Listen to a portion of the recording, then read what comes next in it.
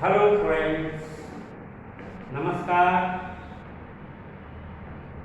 मैं doctor A.K. Srivastava Apex Institute of General Studies के digital platform पर पुनः आपका स्वागत करता हूँ। अपने पिछले वीडियो में मैंने सिटीजनशिप नागरिकता पर चर्चा किया और उसका एक छोटा सा परिचय दिया था। आज भी हम लोग नागरिकता जो संविधान के भाग 2 में अनुच्छेद 5 से 11 तक में है, इस पर आगे की चर्चा करूंगा। ये मेरा नागरिकता पर वीडियो नंबर 2 है। अपने पिछले वीडियो में मैंने बताया था कि नागरिकता को सही से समझने के लिए हमें 2 स्तरों पर प्रयास करना पड़ेगा। पहला, संविधान के अनुच्छेद में क्या क्या नागरिकता संबंधी बातें कही गई हैं, और दूसरी तरफ संसद ने नागरिकता पर कौन कौन से कानून बनाए और कैसे इन कानूनों में संशोधन किया। संक्षेप में तो ये है कि संसद ने सबसे पहले 1955 में बनाया नागरिकता अधिनियम, और इसमें 1986, 1992, 2003, 2005, 2015 और 2019 में संशोधन किए। संक्षेप में 1955 के नागरिकता अधिनियम को लागू करने के बाद समय समय पर 1986 में, 1992 में, 2003 में, 2005 में, 2015 में और 2019 में नागरिकता पर संशोधन किए गए। बात आती है कि 1955 में नागरिकता अधिनियम के द्वारा क्या व्यवस्था की गई कि किन लोगों को भारत में नागरिकता दी जाएगी। तो 1955 के अधिनियम में मुख्य रूप से पहली बात बताई गई कि भारत में जन्म से नागरिकता मिलेगी, सिटीजनशिप बाय बर्थ।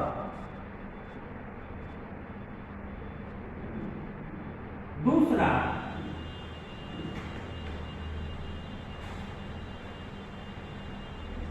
वंशानुगत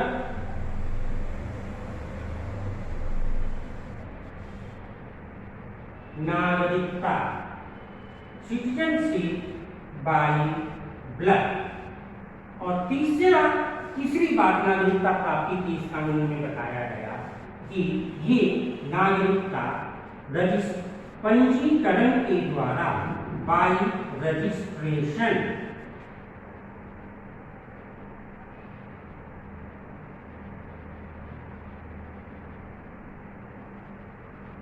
चौथी बात बताई गई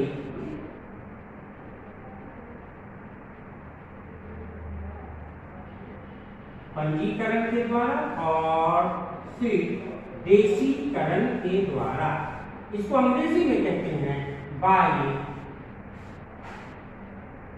नेचुरलाइजेशन। और अंतिम बात बताई गई कि देश में शामिल भूभागों के लिए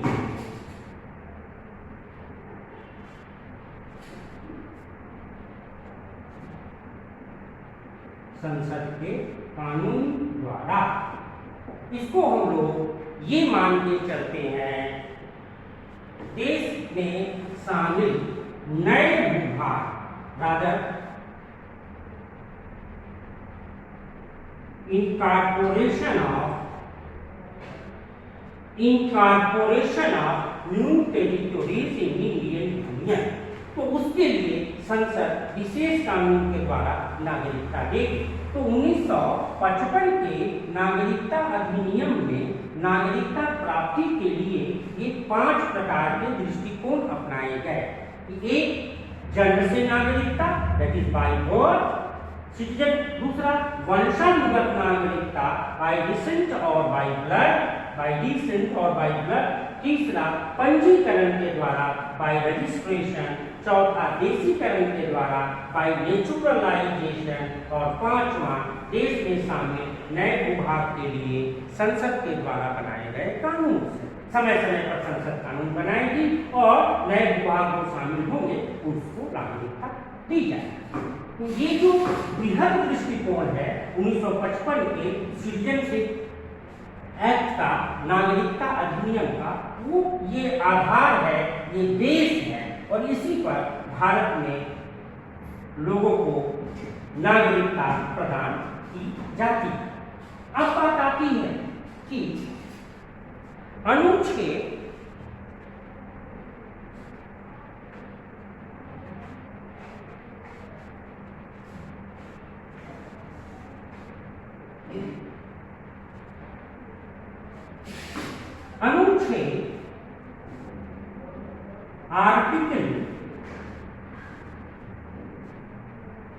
5 में क्या कहा गया? आर्टिकल 5 नागरिकता संबंधी पहला अनुच्छेद है। इसमें कहा गया है कि वही व्यक्ति भारत का नागरिक होगा जो निम्न 5 शर्तों को पूरा करता है। पहला, देश में संविधान लागू होने से पहले 5 वर्ष तक वो भारत में रह चुका हो, अर्थात 1945 से वह भारत में निवास कर रहा हो तो वो व्यक्ति भारत का नागरिक होगा। दूसरा, वैसे व्यक्ति जिनका जन्म भारत 26 जनवरी 1950 या उसके बाद हुआ। फिर से बता रहा हूं, वैसे व्यक्ति जिनके माता पिता भारत के निवासी हो और उसका जन्म भारत की सीमा के अंदर 26 जनवरी 1950 या उसके बाद हुआ है, वह व्यक्ति भारत का नागरिक होगा। तीसरी बात थी, वह व्यक्ति जिसके माता पिता भारत के निवासी हैं, भारत के नागरिक हैं, लेकिन उसका जन्म भारत की सीमा के बाहर 26 जनवरी 1950 या उसके बाद हुआ। और चौथी बात, वे व्यक्ति जिनके माता पिता अप्रवासी हैं, भारत के नागरिक नहीं हैं, लेकिन उनका जन्म भारत की सीमा के भीतर 26 जनवरी 1950 के बाद हुआ है, वह भी भारत का नागरिक होगा। और संविधान लागू होने की तिथि से नागरिकता के प्रावधान लागू हुए, जिस दिन से संविधान बना, जिस दिन संविधान स्वीकृत हुआ, उसी दिन से अर्थात 26 नवंबर 1949 को जिस दिन संविधान बनकर तैयार हो गया, नागरिकता संबंधी अधिनियम उसी दिन से लागू हो गए। तो ये कहा गया कि 26 नवंबर 1949 तक जो व्यक्ति भारत में रह रहे थे, वे स्वाभाविक रूप से अपने आप भारत के नागरिक। तो जैसा मैं अभी चर्चा कर रहा था कि संविधान के अनुच्छेद 5 में नागरिकता किसको दी जाएगी, कौन कौन से लोग नागरिक हो सकते हैं, अभी मैंने आपको बताया। राइट, अब संसद ने समय समय पर अनुच्छेद 5 में दिए गए प्रावधानों को संशोधित भी किया। उदाहरण के लिए नागरिकता संशोधन अधिनियम 1986, इसके द्वारा ये व्यवस्था की गई कि भारत में 26 जनवरी 1950 से लेकर 1 जुलाई 1987, 26 जनवरी 1950 से 1 जुलाई 1987 तक भारत की सीमा में जन्म लिए सभी व्यक्ति भारत के नागरिक होंगे। यहां तक तो मान लिया, लेकिन 1 जुलाई 1987 से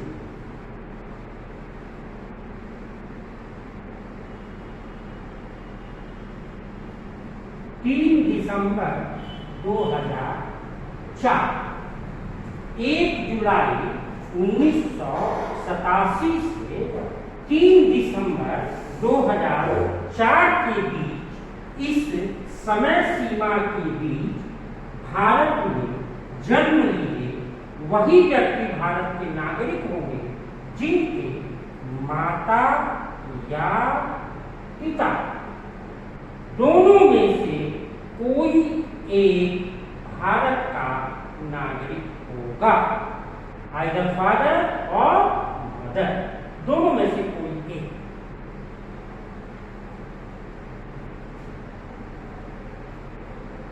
फिर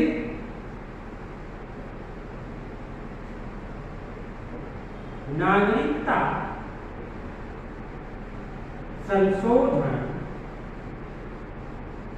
अधिनियम 2003 के द्वारा इसको भी और संकुचित संकीर्ण कर दिया गया।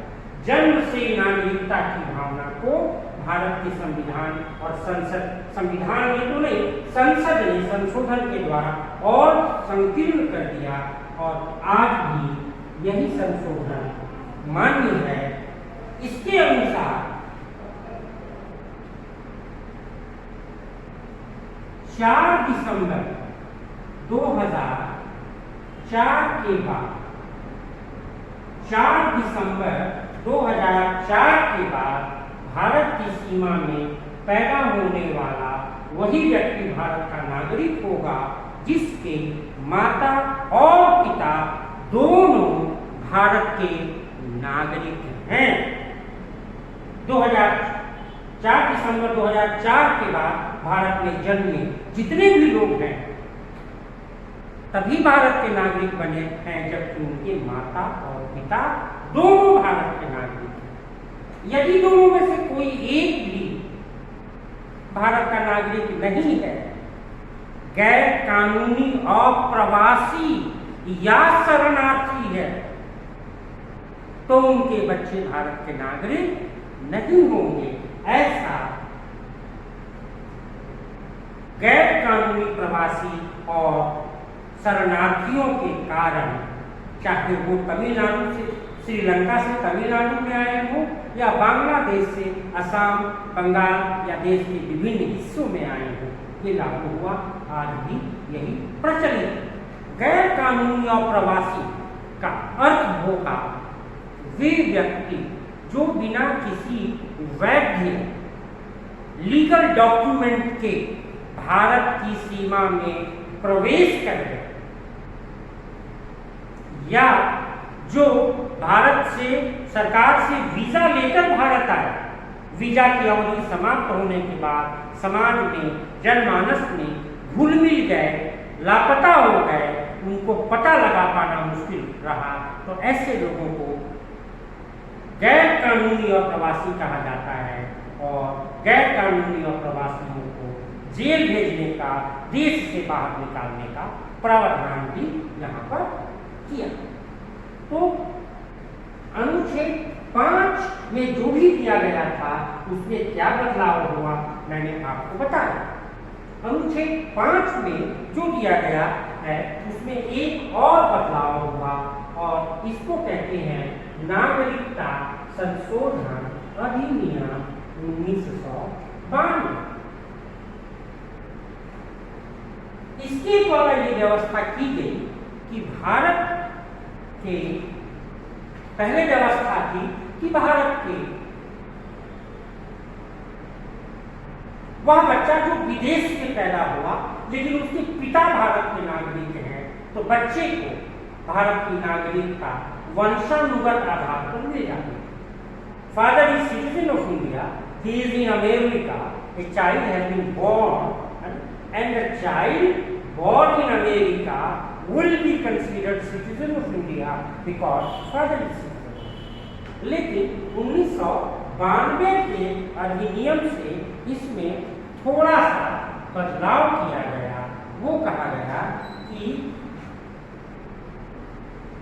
ये 26 जनवरी 1950 से 10 दिसंबर 1992 के बीच में यदि कोई व्यक्ति बच्चा भारत की सीमा से बाहर पैदा हुआ, उसके पिता भारत के नागरिक हैं, तो बच्चा ऑटोमेटिक भारत का नागरिक हो जाएगा।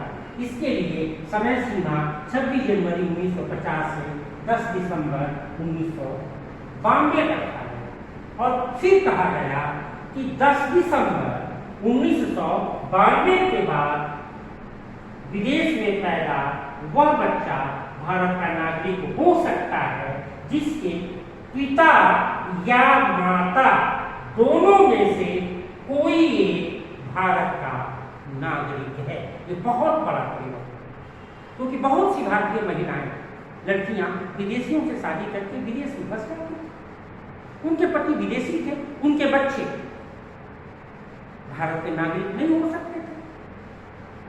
अब ये व्यवस्था कर दी गई, कोई बात नहीं, विदेश में पैदा कोई भी व्यक्ति भारत का नागरिक होगा यदि उसके माता और पिता भारत दोनों में से कोई एक भारत के नागरिक हैं। 10 दिसंबर 1992 से ये लागू। बाद में 2003 के अधिनियम से इसमें छोटा सा बदलाव और किया गया और ये बदलाव ये था कि ऐसे बच्चे जो 10 दिसंबर 1992 के बाद भारत की सीमा से बाहर पैदा होते हैं और उनकी माता पिता में से कोई एक भारत का नागरिक है, तो जन्म के 1 वर्ष के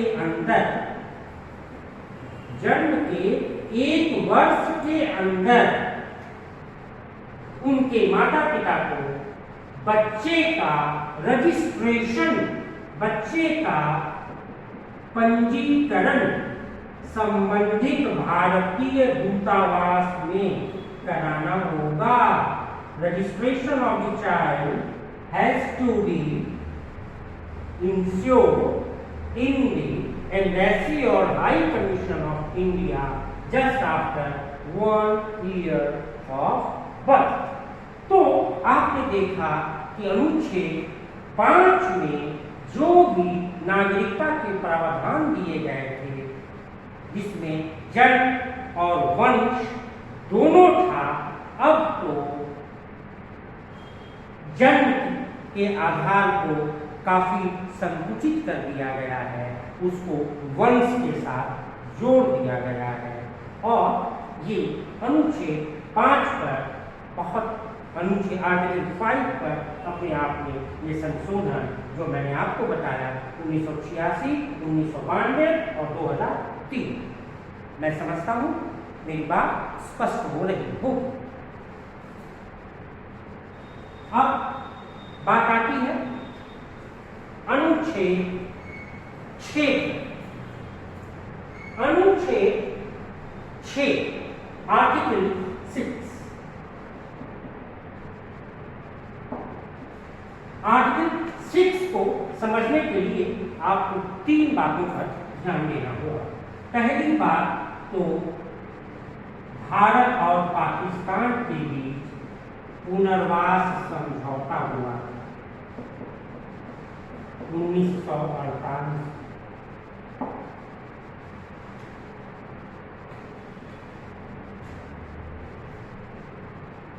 भारत पाकिस्तान के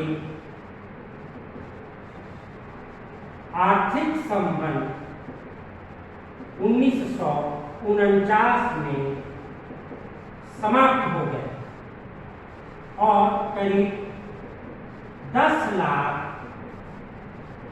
शरणार्थी पाकिस्तान से भारत आए और इन शरणार्थियों में हिंदू थे, सिख थे, जैन थे और बौद्ध धर्म के मानने वाले। तीसरी बात 1950 में नेहरू लियाकत अली समझौता भारत और पाकिस्तान की, और इस समझौते में 4 बातें बताई गई थी। पहली बात कि दोनों देश अपने यहाँ अल्पसंख्यक समुदाय के हितों की रक्षा करें। दूसरी बात, शरणार्थी अपने मूल देश में वापस जाकर अपनी संपत्ति बेच सकते हैं। तीसरी बात, जिन महिलाओं का लड़कियों का अपहरण कर दिया गया है, अपहृत महिलाओं और लड़कियों को उनके परिवार को वापस कर दिया जाएगा। और चौथी बात, जबरदस्ती धर्म परिवर्तन नहीं कराया जाएगा। ये 3 बातों को ध्यान में रखने के बाद अनुच्छेद 6 हम लोग पढ़ेंगे। इन 3 बातों को ध्यान में रखना। और रीसेटलमेंट एग्रीमेंट 1948 भारत पाकिस्तान के बीच, भारत आर्थिक संबंध 49 में समाप्त हो गया। शरणार्थियों की बाढ़ भारत में आ गई। हिंदू, सिख, जैन, बौद्ध 10 लाख शरणार्थी भारत आए और 1950 में नेहरू लियाकत अली समझौता हुआ और जिसमें इच्छा थी। अनुच्छेद 6 कहता है वे व्यक्ति जो पाकिस्तान से भारत आए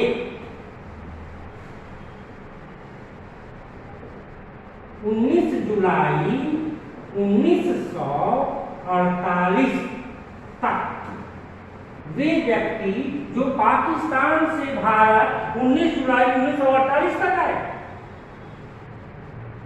वे भारत के नागरिक हो जाएंगे, क्योंकि पुनर्वास समझौता से 19 जुलाई 1948 की तिथि निर्धारित की गई थी। इस तिथि तक भारत से पाकिस्तान या पाकिस्तान से भारत जो भी आएगा जाएगा वो नागरिक बन जाएगा। पाकिस्तान से आए हुए लोग भारत के नागरिक, भारत से आए हुए लोग पाकिस्तान के नागरिक। ये रीसेटलमेंट एग्रीमेंट के तहत समझौता था। तो वे व्यक्ति जो पाकिस्तान से भारत 19 जुलाई 1948 तक आए, स्वयं भारत के नागरिक, अपने आप भारत के नागरिक बन जाएंगे।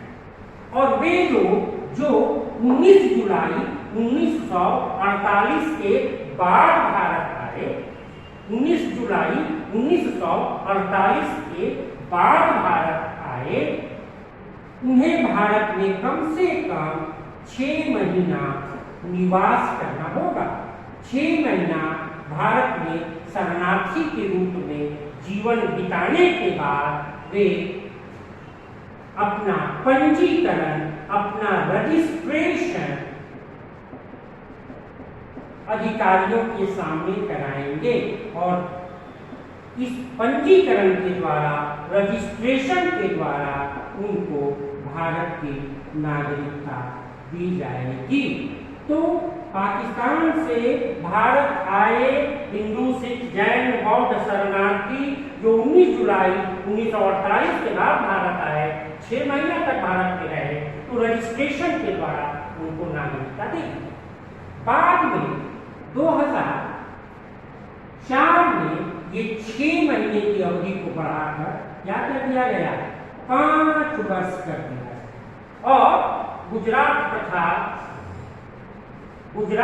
तथा राजस्थान के 6 जिलों के डिस्ट्रिक्ट मजिस्ट्रेट को यह अधिकार दिया गया कि ऐसे लोगों की नागरिकता पर सहानुभूति से विचार करें जो 6 साल तक भारत में, 5 साल तक भारत में रह चुके हैं, उनको भारत की नागरिकता दिया गया।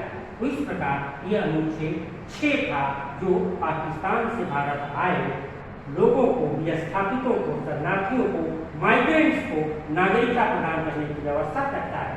19 जुलाई 48 तक जो आ गए अब ऑटोमेटिकली भारत में नागरिक बन गए, और उसके बाद जो आए, इस तिथि के बाद जो आए, 19 जुलाई 48 के बाद जो आए, उनको भारत में 6 महीने रहना था और रजिस्ट्रेशन कराना था।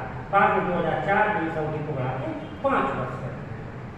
तो अब अनुच्छेद 7, 8, 9, 10, 11 पर चर्चा मैं अपने अगले वीडियो में करूंगा।